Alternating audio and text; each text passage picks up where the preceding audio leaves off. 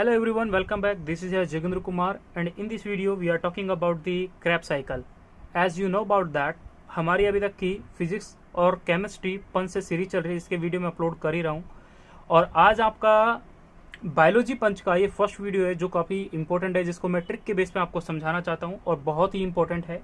तो हम इस टॉपिक को समझना शुरू करते हैं बिना देर किए हुए। तो फर्स्ट ऑफ ऑल आपको अभी तक मैं रेस्पिरेशन में जो बता रहा हूँ ये मैं बता चुका हूँ, उसके बाद का हम पढ़ेंगे क्रैब साइकिल। लेकिन उससे पहले आपने क्या पढ़ा था मैं एक बार वो आपको हिंट कर देता हूँ। यानी एक आपने लिंकर पाथवे पढ़ा था, एक लिंकर पाथवे पढ़ा था। वो लिंकर पाथवे क्या था तो हम उसके बारे में देख रहे हैं। लिंकर पाथवे मैंने ये बताया था, मेरा एक वीडियो है, आप रेस्पिरेशन नाम से मेरी एक प्लेलिस्ट बनी हुई है। ओके, तो रेस्पिरेशन नाम से जो ये प्लेलिस्ट है, इस प्लेलिस्ट को आप ओपन करें। इस प्लेलिस्ट में आपको वो सब कंटेंट मिलेगा जो रेस्पिरेशन चैप्टर से इंपॉर्टेंट बताया गया है। वहां पे मैंने क्रैब साइकिल समझा रखा है, ठीक है, बट उसी से ही लिंक करते हुए मैं इसको जितना शॉर्ट में बता पाऊँ उतने में बताने की कोशिश करूंगा। तो वहाँ रेस्पिरेशन चैप्टर की प्लेलिस्ट में जाएं और वहां पर जाकर आप लिंकर पाथवे वहां पर देखें। ओके, वहां पर इसको मैंने काफी अच्छे से डिटेल किया है। उसके लिंकर पाथवे के बाद क्या कहानी होती है तो वो होती है क्रैब साइकिल। तो स्टार्ट करते हैं अपने इस क्रैब साइकिल के बारे में। तो सबसे पहले क्या पढ़ते हैं आप, तो हम हल्का सा समझते हैं लिंकर पाथवे के बारे में। लिंकर पाथवे में बेसिकली आपने जो लास्ट हमारे वीडियो में पढ़ा होगा, वहां पर मैंने आपको समझाया था कि जो पायरुविक एसिड होता है, पायरुविक एसिड जो होता है वो कंबाइन करता है कोएंजाइम ए के साथ और NAD के साथ। यहां पर 5 मैंने एंजाइम बताए थे, वो आपको इस लिंकर पाथवे नाम से जो वीडियो, उसमें आपको ये 5 एंजाइम मिलेंगे जो कि इंपॉर्टेंट है आपके नीट के लिए। यहाँ पर मैंने 5 एंजाइम बताए थे, जिनमें से एक मोस्ट इंपॉर्टेंट एंजाइम का नाम भी मैंने लिखा था, दैट इज ए पायरुवेट डिहाइड्रोजीनेज। मैंने इस एंजाइम की पूरी डिटेल बताई थी वहां पर, मतलब इसके बारे में हमने पढ़ा था। तो पायरुवेट यानी पायरुविक एसिड जो है, जो आपको ग्लाइकोलिसिस में आप पढ़ते हो, ग्लाइकोलिसिस में आप ये पढ़ते हो कि ग्लूकोज का एक मॉलिक्यूल जो होता है वो ब्रेक डाउन करता है और 2 मॉलिक्यूल ऑफ पायरुविक एसिड का फॉर्मेशन करता है। इस पायरुविक एसिड के बाद, इस पायरुविक एसिड से फिर बाद में एसिटाइल को एंजाइम ए का फॉर्मेशन होता है। This is a 6 carbon compound, this is a 3 carbon compound and this is a 2 carbon compound. ये चीज आप पढ़ते हैं। यहां पर आप पढ़ते हैं एसिटाइल कोएंजाइम ए, एसिटाइल कोएंजाइम ए, यानी पायरुविक एसिड से यहां पर in presence of these 5 enzyme, यानी पायरुविक डिहाइड्रोजिनेज एक एंजाइम यहां पर इन्वॉल्व होता है। उसके अलावा यहाँ पे 4 और एंजाइम इन्वॉल्व होते हैं। उनके प्रेजेंस में ये पायरुविक एसिड कोएंजाइम ए के साथ कंबाइन करके, जो कि 3 कार्बन कंपोनेंट होता है, वो किस में कन्वर्ट हो जाता है, एसिटाइल कोएंजाइम ए में कन्वर्ट हो जाता है। यानी यहां पर जो प्रोडक्ट का फॉर्मेशन होता है, that product is a acetyl coenzyme A plus जो यहां पर NAD था। और देखो ये 3 कार्बन कंपाउंड था और ये कितने कार्बन कंपाउंड बना, 2 कार्बन कंपाउंड बना। तो एक कार्बन कंपाउंड फिर कहां गया, तो एक कार्बन कंपाउंड CO2 के फॉर्म में रिलीज हो जाता है। प्लस दूसरा इसमें ये बोला गया कि जहां पे NAD है वो किसका फॉर्मेशन करेगा, NADH2 का, यानी NADH प्लस H प्लस का फॉर्मेशन कर रहा है। NADH प्लस H प्लस का फॉर्मेशन करता है, यानी NADH2 का फॉर्मेशन किया। तो यहां पर आपने बेसिकली देखा कि पायरुविक एसिड से एसिटाइल कोएंजाइम का फॉर्मेशन होता है, जो 3 कार्बन था 2 कार्बन बन गया। ये सब चीज आपने लिंकर पाथवे के अंदर पढ़ा होगा। यानी ये सारे की सारी मैं जो कहानी यहाँ पे लिख रहा हूँ ये क्या है, लिंकर पाथवे है। लिंकर पाथवे में इसको क्यों समझा रहा हूँ क्रैब साइकिल से पहले, हम इसको इसलिए समझ रहे हैं क्योंकि glycolysis, pyruvic acid, acetyl coenzyme है। अब एसिटाइल कोएंजाइम से ही शुरू होता है क्रैब साइकिल, ये सबसे इंपॉर्टेंट चीज है। अब वो है क्या, तो उस चीज को आप समझते हैं। अब आपका हेडिंग लिखें आप क्रैब साइकिल। अब क्रैब साइकिल से ही इस पूरी कहानी को इसमें क्रैब साइकिल के बारे में। क्रैब साइकिल क्या है, सबसे पहले क्रैब साइकिल को एक साइंटिस्ट थे हैंस क्रैब, उन्होंने इसके बारे में इसको डिस्कवर्ड किया था। किसको, क्रैब साइकिल को।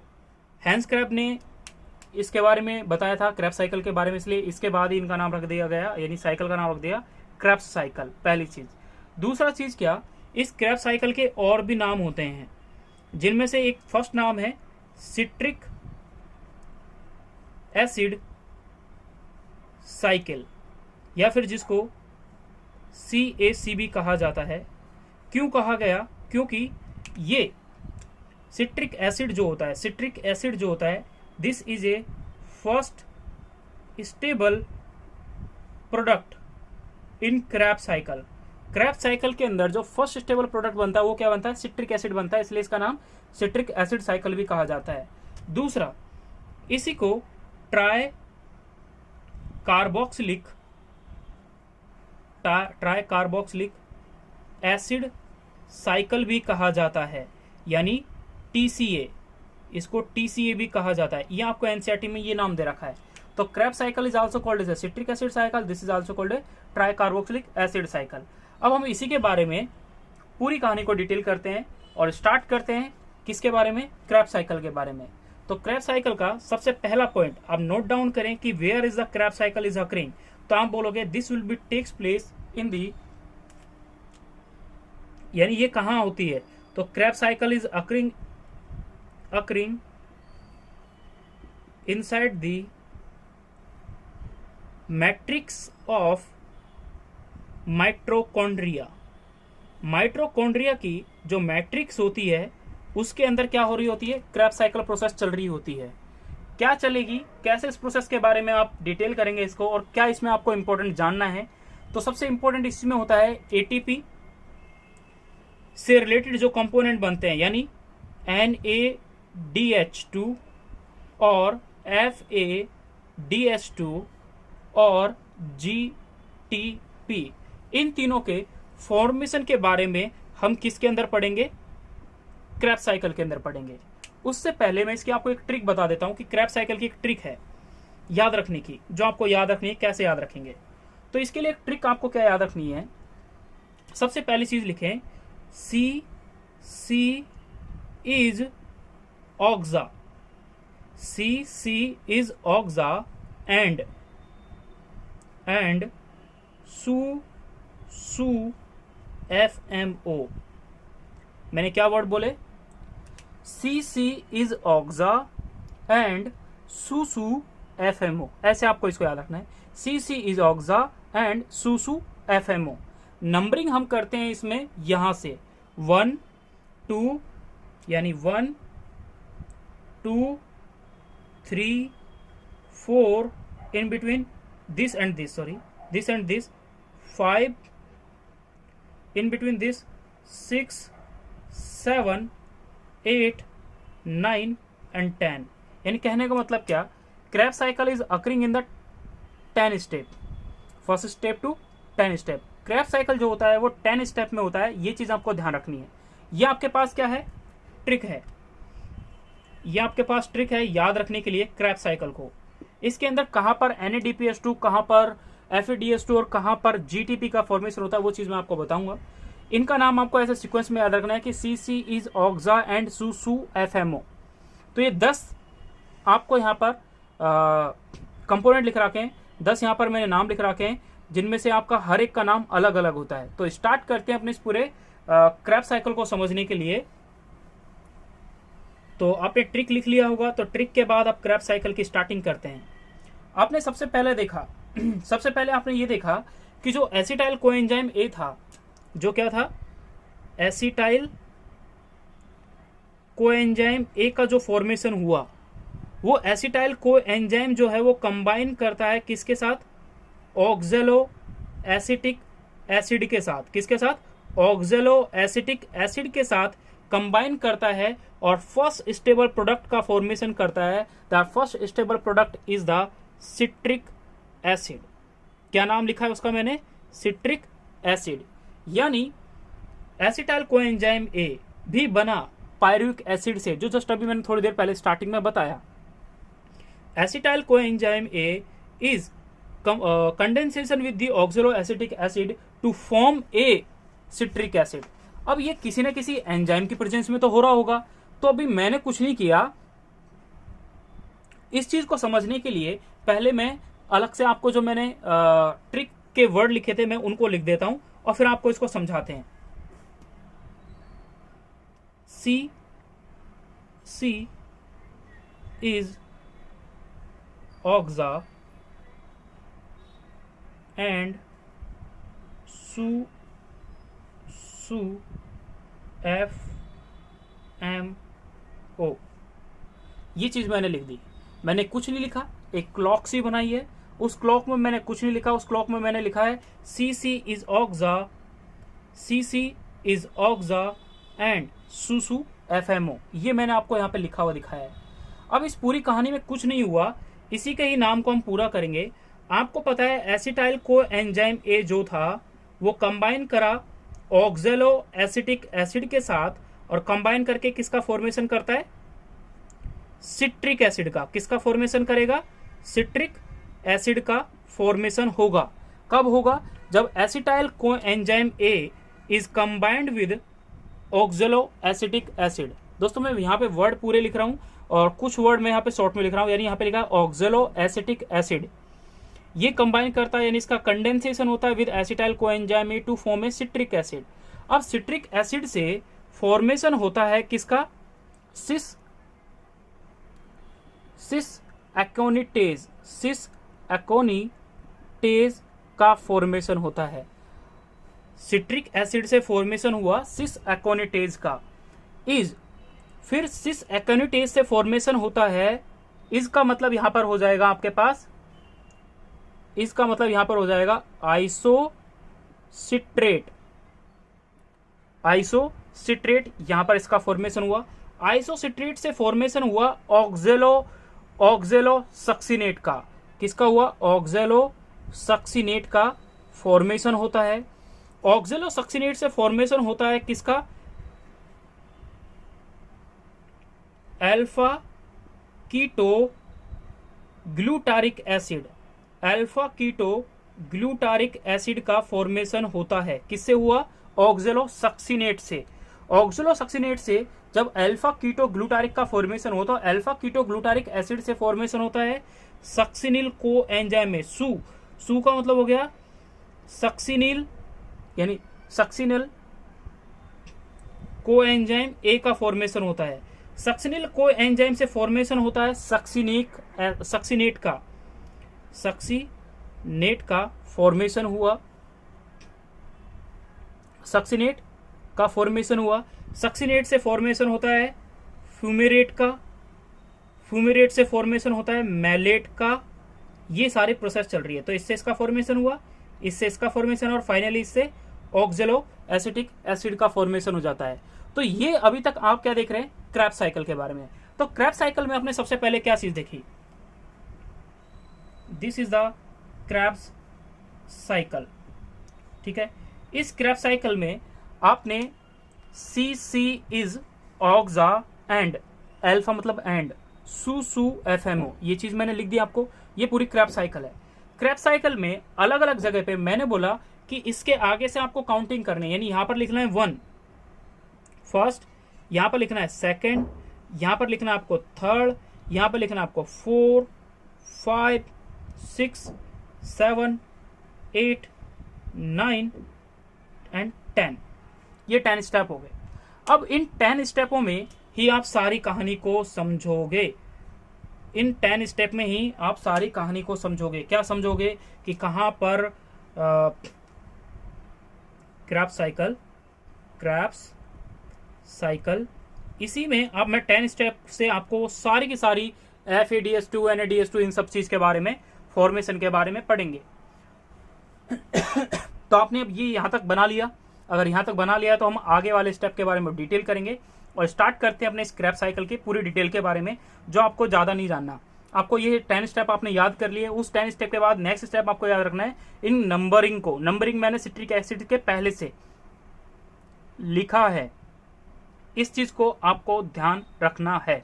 जब सिट्रिक एसिड के पहले से मैंने अगर लिखा है तो आपको इस चीज को ध्यान रखना है। अब अभी हम इसमें ATP कौन कौन सा एंजाइम कहाँ पे यूज हो रहा है, हम उन सब के बारे में करेंगे। तो मैं फर्स्ट स्टेप के बारे में बात करता हूं। ये फर्स्ट स्टेप है एसिटाइल कोएंजाइम में जब सिट्रिक एसिड के साथ अगर एसिटाइल कोएंजाइम में से ऑक्सलो एसीटेट के साथ जब कंबाइन करता है तो सिट्रिक एसिड का फॉर्मेशन होता है। तो फर्स्ट प्लेस पे, पहले वाले प्लेस पे एक एंजाइम यूज होता है। तो उस एंजाइम का नाम क्या है? Citrate synthase. सिट्रेट सिंथेज एक एंजाइम यूज होता है जो सिट्रिक एसिड का फॉर्मेशन होता है, पहली चीज। दूसरा, पॉइंट नंबर 2, सेकंड पॉइंट पर कौन सा एंजाइम यूज होगा उसके बारे में आपको याद रखना है। यहां पर यूज होता है एकोनिटेज। कौन सा एंजाइम? एकोनिटेज यूज होता है सेकंड नंबर पर। मैंने पूछा what is the enzyme use at the place of third, तो थर्ड पर भी कौन सा एंजाइम यूज होगा? एकोनिटेज एंजाइम यूज होगा, ये आपको याद रखना है। फोर्थ पॉइंट पर मैंने बोला वहां पर कौन सा एंजाइम यूज होगा, तो आप बोलते हो वहां पर आइसोसिट्रेट डिहाइड्रोजिनेज एंजाइम वहां पर यूज होता है। मैं दोस्तों इनकी एक चीज बताऊं, आपको एंजाइम याद रखने नहीं है, एंजाइम बेसिकली पूछेगा नहीं। मैंने फोर्थ लिखा है यहाँ पर आइसोसिट्रेट डिहाइड्रोजिनेज, आपको दिख नहीं रहा है तो ठीक है। पांचवें पे जो एंजाइम यूज होगा, पांचवें पॉइंट पर जो एंजाइम यूज होता है, फिफ्थ पॉइंट पर, यानी यहाँ पर जो एंजाइम यूज होगा उस एंजाइम का नाम यहाँ पर है अल्फा, यानी सॉरी पांचवें पे जो लिखना है ना, इसका भी एंजाइम का नाम होता है आइसोसिट्रेट डिहाइड्रोजिनेज, जो आपने पहले पे लिखा, यानी क्या लिखा? Isocitrate dehydrogenase. जो आपने फोर्थ पर लिखा वही एंजाइम फिफ्थ पर भी यूज होता है। सिक्स पर कौन सा एंजाइम यूज होगा, तो उस एंजाइम का नाम उसी के नाम से है alpha keto glutarate dehydrogenase. Dehydrogenase ये एंजाइम यूज हो रहा है कहां पर? इस सिक्स प्लेस पर। सेवंथ प्लेस पर मैंने कोई एंजाइम का नाम बोला, तो सेवंथ प्लेस पर वो कौन सा एंजाइम यूज होगा, तो उस एंजाइम के बारे में देख लेते हैं। तो सेवंथ प्लेस पर एंजाइम यूज होता है यहां पर, सेवंथ प्लेस पर यहां पर एंजाइम यूज होता है सक्सिनेट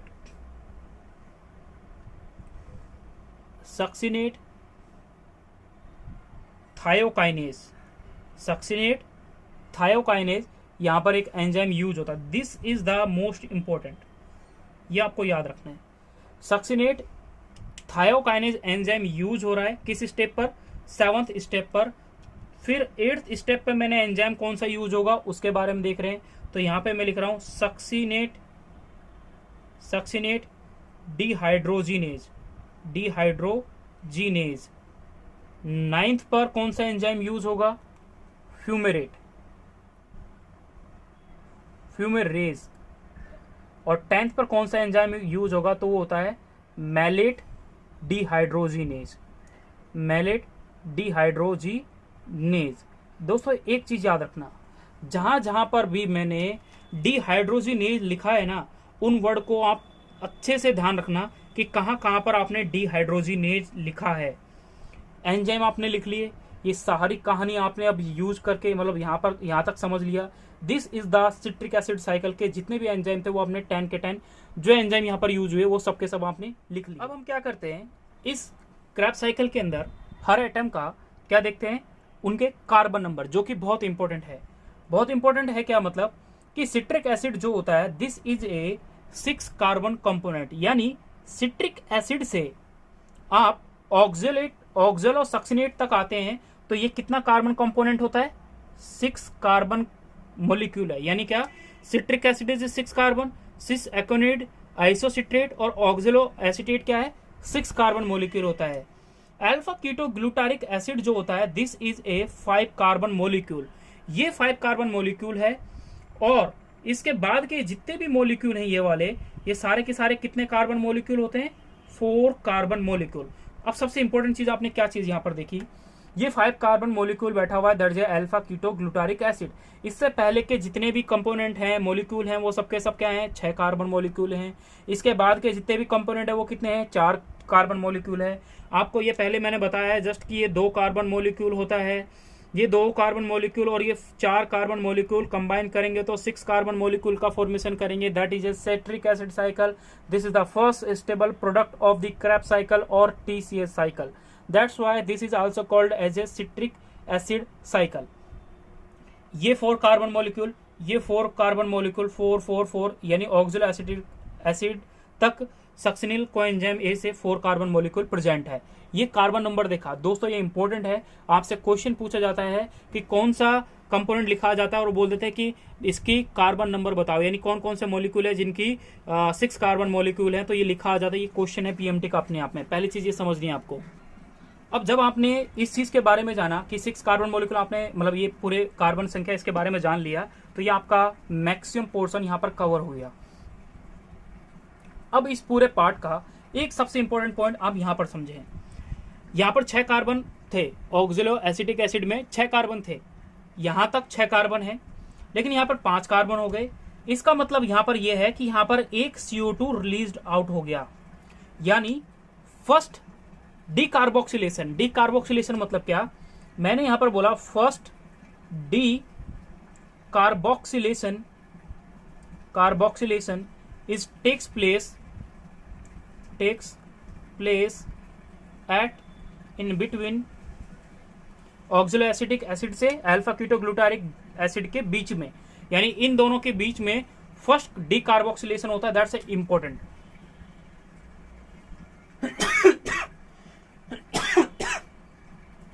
यहां पर मैंने क्या बोला सॉरी,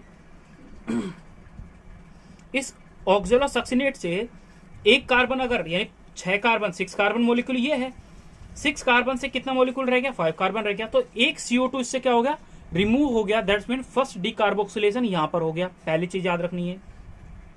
फिर दोबारा से अल्फा कीटोग्लूटारिक एसिड से जब कंपोनेंट बना तो फिर दोबारा से यहां पर ये 4 कार्बन मॉलिक्यूल रह गया। This is the 4 carbon molecule, 5 से 6 कार्बन मॉलिक्यूल रह गया, यानी यहां पर भी फिर एक और CO2 रिलीज होगी। यानी this is the second place where the second decarboxylation occurring, decarboxylation is takes place। ये सेकंड प्लेस है जहां पर डीकार्बोक्सिलेशन हो रहा है, और वो कौन कौन सा, अल्फा कीटोग्लूटारिक एसिड से सक्सिनिल कोएंजाइम है। दोस्तों ये अभी तक आपने जो पढ़ा ये इसका बेसिक था, हमने सब समझ लिया। क्रेब्स साइकिल हमने याद कर ली, कुछ मुश्किल नहीं है इसमें, सब इजी है। हर कोई बोलता है ना इतना बड़ा याद नहीं होगा, आप 2-3 बार एक बार लिख के याद करें। CC इज ऑक्सा एंड सुसु FMO, ठीक है, CC इज ऑक्सा सुसु FMO, ये आप एंड सुसु FMO ये आप लिख के देखें। बाकी आपने गिनती लिख ली है, मैं इसको रफ कर रहा हूं, फिर मैं इसके बाद ATP कहां कहां पर बन रही है मैं आपको वो बताऊंगा। लेकिन एक चीज आप यहां पे देख लें कि मैं बताता हूं, आपने ये लिख लिया ना, तो उसके बाद मैं शुरू करता हूं इसके बारे में और एक्सप्लेन करना कि ATP कहां कहां पर बनती है। बहुत ही इजी है, अरे इतना मुश्किल है नहीं। बच्चे क्या है, आपको लगता है क्रेब्स साइकिल बहुत मुश्किल है यार, याद नहीं होगा, तो उसकी वजह से आप क्या बोलते हैं इलेक्ट्रॉन ट्रांसपोर्ट चेन को भी छोड़ देते हो। अरे नहीं, जरूरत नहीं है। मैं आपको यहाँ पर इस चीज के बारे में एक्सप्लेन कर रहा हूँ कि कैसे इस चीज को याद रखें कि कहां कहां पर ATP बनते हैं। अभी आपने क्रेब्स साइकिल में 1 2 3 4 5 10 तक गिनती लिखी थी, अब मैं E1 नंबर लिख रहा हूं, है ना, E1 नंबर 4 ATP के लिए मैं E1 नंबर लिख रहा हूं, यानी क्या, मैंने E1 नंबर लिखा 2 4 6 8 और 10। सबसे इंपॉर्टेंट चीज है दोस्तों, यही है जो क्वेश्चन पूछती है क्रेब्स साइकिल के लिए, इससे इंपॉर्टेंट क्वेश्चन आता है। मैं फर्स्ट वाले की बात नहीं कर रहा, यानी सेकंड स्टेप की बात नहीं कर रहा, 4th स्टेप, 6th स्टेप और 10 स्टेप। इन 10 स्टेप पे जो आपने लिखा होगा, यानी जहां पर आपने 4 स्टेप लिखा है, 6 स्टेप लिखा है, जहां पे 10 स्टेप लिखा है, उन 10 स्टेप पर NaDH2 का फॉर्मेशन होता है। किसका फॉर्मेशन होता है, NaDH2 का फॉर्मेशन होता है। किन प्लेस पे, इन वाले प्लेस पे, यानी NaDH2 इज फॉर्म्ड। किससे फॉर्म होगा, ये NaDH2 है, इसका फॉर्मेशन होता है NAD+ से। किसका फॉर्मेशन हुआ, NaDH2 का फॉर्मेशन होता है। किन किन प्लेस पे फॉर्मेशन होता है, 4th स्टेप जो आपने लिखा, 6th स्टेप जो आपने लिखा और 10th स्टेप लिखा, उन सबों पे इसका फॉर्मेशन होता है। तो फिर 8th स्टेप पे फिर क्या होता है जी, तो 8th स्टेप पे होता है FAD+ से फॉर्मेशन होता है। किससे, किसका, FADH2 का। ये आपने देखा। अब आप ये चीज तो पढ़ते ही हो कि भाई 1 Na DS2 जो होता है वो कितनी एटीपी देता है, 3 एटीपी का फॉर्मेशन करता है, और 1FADS2 किसका फॉर्मेशन करता है, 2 एटीपी का फॉर्मेशन करता है। तो मैंने पूछा NADS2, 1 NADS2 से कितनी एटीपी बनी, तो आप बोलोगे 3। 1FADS2 से कितनी एटीपी का फॉर्मेशन होता, 2 एटीपी का फॉर्मेशन हुआ। तो FADS2 इन क्रैब्स साइकिल कहाँ बनता है, 8th स्टेप पे, जो मैंने आपको भी जस्ट समझाया। 4th, 6th और 10th स्टेप पे, यानी ये इवन नंबर ही तो लिखिए, मैंने गिनती लिखी है 10 तक, क्योंकि क्रैब साइकिल के अंदर आपने 10 स्टेप लिखे, उन 10 स्टेप में से 2, 4, 6, 8, 10, 2 को तो मैंने पहले ही मना कर दिया, लेकिन 4, 6 और 10 स्टेप पे NADS2 का फॉर्मेशन होता है, जो पहले मैंने काउंटिंग लिखी है उसको याद रखना है आपको। दूसरा 8th स्टेप पे FADS2 का फॉर्मेशन होता है, वो कैसे, वो आपने यहाँ पर देख लिया। एक NADS2 है तो उससे 3 एटीपी मिलेगी, तो मैंने मान लो यहाँ पर 6 NADS2 लिख दिया मान लो, तो 6 से कितनी हो जाएगी, 6 को इससे मल्टीप्लाई कर दो, यानी 6 को 3 से मल्टीप्लाई करो तो 18 एटीपी का फॉर्मेशन होगा 6 NADS2 से। उसी टाइप से मैंने यहाँ पे 2 FADS2 लिख दिया तो 4 एटीपी का फॉर्मेशन होगा। अब ये चीज आपने पढ़ ली, ये सारे के सारे। अब देखो ये एटीपी का फॉर्मेशन कहाँ होता है, देखो अभी तो आप क्या पढ़ रहे हो, अभी तो आप ये पढ़ रहे हो ना कि भाई क्रैब साइकिल के अंदर, क्रैब साइकिल के अंदर FADS2 का फॉर्मेशन हुआ, और सॉरी FADS2 का फॉर्मेशन हुआ और NADS2 का फॉर्मेशन हुआ, ये हो गया, लेकिन इनका एटीपी नहीं मिला, यानी एनर्जी नहीं मिली, ये तो इनडायरेक्टली फॉर्म है ना एटीपी की। तो ये जितने भी मॉलिक्यूल हैं FADS2, NADS2, ये सब के सब ETS में जाते हैं, माइटोकॉन्ड्रिया में जाते हैं। वहां माइटोकॉन्ड्रिया में जाने के बाद इसका एक मॉलिक्यूल 3 एटीपी देगा और इसका एक मॉलिक्यूल 2 एटीपी देगा। कहां देगा, लेकिन माइटोकॉन्ड्रिया के अंदर। ठीक है, ये चीज आपने देखी। अब सबसे इंपॉर्टेंट एक और चीज लिख लें आप यहाँ पे, एक और पॉइंट लिखें। वो पॉइंट क्या है जी, वो पॉइंट ये है कि 7th जो स्टेप था, 7th स्टेप बहुत इंपॉर्टेंट है। उस 7th स्टेप किसके बीच में बोल रहा हूं मैं, सक्सिनिल को एंजाइम से सक्सिनेट का जब फॉर्मेशन होता है तो वहां पर एक इंपॉर्टेंट एंजाइम यूज होता है, दैट इज सक्सिनेट थायोकाइनेज, सबसे पहली चीज। दूसरा 7th स्टेप पे GDP plus inorganic phosphate combine करके GTP का फॉर्मेशन करते हैं। यानी क्या, 7th स्टेप पे GTP का फॉर्मेशन होता है। GTP it is a type of ATP, बस ये एडिनोसिन वाली होती है, ये ग्वानोसिन होती है, होती तो दोनों एनर्जी है। तो ये ग्वानोसिन ट्राइफॉस्फेट या एडिनोसिन ट्राइफॉस्फेट, तो ये भी एक एनर्जी है। तो डायरेक्टली अगर ATP कहाँ बन रही है, तो वो अगर आपसे पूछा जाए तो हम बोलोगे 7th स्टेप पे होती है। वो स्टेप कौन सा होता है, सक्सिनिल कोएंजाइम A से सक्सिनेट का फॉर्मेशन होता है, तो वो वाला स्टेप होता है। ये सबसे इंपॉर्टेंट चीज आपने यहाँ पर इस चीज के बारे में देखा। यहाँ तक आपको पूरा क्लियर हो गया कि हमने किस किस चीज के बारे में यहाँ पर समझा, समझ में आ गया। अब सबसे इंपॉर्टेंट चीज यहाँ पर मैं आपको एक चीज बता देना चाहता हूँ, और वो इंपॉर्टेंट चीज मैं क्या बताना चाहता हूँ कि जो ये 7th स्टेप था, मैं इसको बार बार मैं इंपॉर्टेंट बोल रहा हूँ। इंपॉर्टेंट इसको इसलिए बोला जा रहा है कि ये सबस्ट्रेट लेवल फोस्फोराइलेशन होती है। सबस्ट्रेट लेवल फोस्फोराइलेशन, एक वर्ड मैंने ये लिख दिया। What is the substrate level phosphorylation, that's mean is that at the 7th step तुमने जो सबस्ट्रेट आपको मिला हुआ था सक्सिनेट कोएंजाइम A, उससे जो सक्सिनेट का फॉर्मेशन हुआ तो वहां पर डायरेक्टली आपको क्या मिल गई, GTP मिल गई, यानी एनर्जी मिल गई। लेकिन ये सबस्ट्रेट लेवल फोस्फोराइलेशन वाला स्टेप कौन सा है, सिर्फ एक है, 7th स्टेप। यानी जिस वाले स्टेप पे डायरेक्टली ATP मिल जाए उस वाले स्टेप को बोला जाता है substrate level phosphorylation. That's important point, first thing market. Second point, तो फिर ये वाले स्टेप फिर साहब कौन से हुए, क्योंकि इन पे तो डायरेक्टली ATP नहीं मिल रही। तो डायरेक्टली अगर इन पे ATP नहीं मिल रही तो these are not a substrate level phosphorylation, these are the oxidative level phosphorylation, oxidative level phosphorylation. यानी ये 4 जो स्टेप हैं, these are the oxidative level of phosphorylation. यानी जिस पे डायरेक्टली एटीपी मिल रही है वो सबस्ट्रेट लेवल, क्योंकि यहाँ पर तो 7वें स्टेप पर तो डायरेक्ट जीटीपी मिल रही है, जीटीपी मतलब एटीपी एक टाइप की, तो वो डायरेक्टली मिल रही है तो वो सबस्ट्रेट लेवल होगी। लेकिन जिन पर डायरेक्टली नहीं मिल रही भाई, यहाँ तो FADH2 मिल रहा है, यहाँ सॉरी यहाँ FADH2 मिल रहा है, यहाँ NADH2 मिल रहा है, तो जब ये दो अलग अलग मिल रहे हैं, डायरेक्टली इनसे एटीपी नहीं मिल रही, तो these are the oxidative level of phosphorylation. क्यों? क्योंकि इनका ऑक्सीडेशन होता है, और ऑक्सीडेशन कहाँ होता है? माइटोकॉन्ड्रिया के अंदर। That's why these are the oxidative level of phosphorylation. 2 word आपने समझे। अब इसके बाद सबसे इंपॉर्टेंट चीज जो आपने बेसिकली यहाँ पर देख लिया, बाकी और भी बहुत सारी चीजें होती है। पानी कहाँ निकलता है, CO2 आपने देख लिया, CO2 आपने देखा था, CO2 कौन कौन से स्टेप पे निकला था, वो चीज आपको याद रखनी है दोस्तों, याद है ना।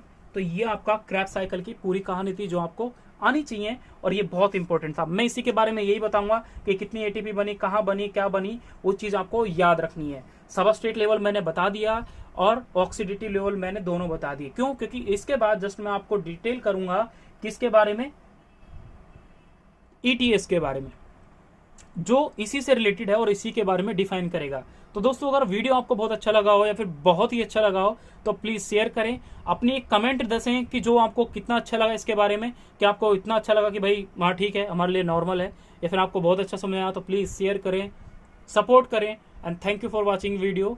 क्योंकि सिंपल सी चीज़ है, अगर आप सपोर्ट करेंगे तो यार मेरा उत्साह बढ़ेगा, सिंपल सी चीज़ है। यानी आप लाइक करेंगे, आप शेयर करेंगे, आप व्यू जो आएंगे, तो उससे क्या है, मेरा हौसला बढ़ेगा कि यार चलो कोई नहीं, मेरा मेरे एक फैमिली में से एक बंदे ने मेरा एक व्यू बढ़ाया, जो भी है, तो उससे मेरा एक हौसला अफजाई होगा, तो मैं वीडियो और बनाने के लिए मोटिवेट हूँगा और आपके लिए और से अच्छी वीडियो बनाने की कोशिश करूँगा। ओके, तो मिलते हैं हम अपनी नेक्स्ट वीडियो में, जिसमें हम ETS के बारे में डिस्कस करेंगे, बहुत अच्छे से, बहुत इंपॉर्टेंट उसके बारे में डिटेल करेंगे, तो हम वहाँ पे बेसिकली वहाँ पे डिस्कस करते हैं। Okay, thank you for watching video.